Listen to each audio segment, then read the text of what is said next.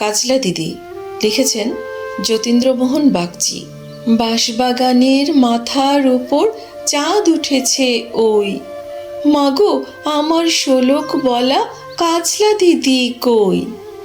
পুকুর ধারে নেবুর তলে থোকায় থোকায় জোনাই জলে, ফুলের গন্ধে ঘুম আসে না একলা জেগে রই। মাগো আমার কোলের কাছে কাজলা দিদি কই। সেদিন হতে দিদিকে আর কেনই বা না ডাকো, দিদির কথায় আঁচল দিয়ে মুখটি কেন ঢাকো। খাবার খেতে আসি যখন দিদি বলে ডাকি, তখন ও ঘর থেকে কেন মার দিদি আসে নাকো। আমি ডাকি তুমি কেন চুপটি করে থাকো। বলো মা দিদি কোথায় গেছে, আসবে আবার কবে। কাল যে আমার নতুন ঘরে পুতুল বিয়ে হবে।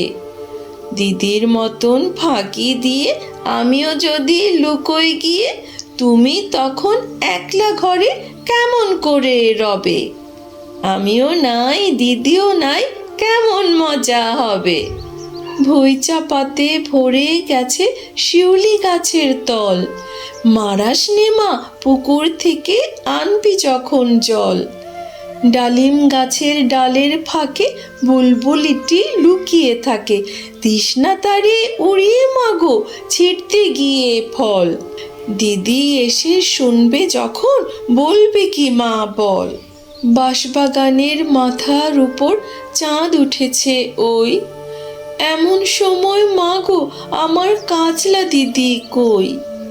বেড়ার ধারে পুকুর পাড়ে ঝিঝি ডাকে ঝোপে ঝাড়ে, নেবুর গন্ধে ঘুম আসে না তাই তো জেগে রই। রাত হলো যে মাগো আমার কাজলা দিদি কই।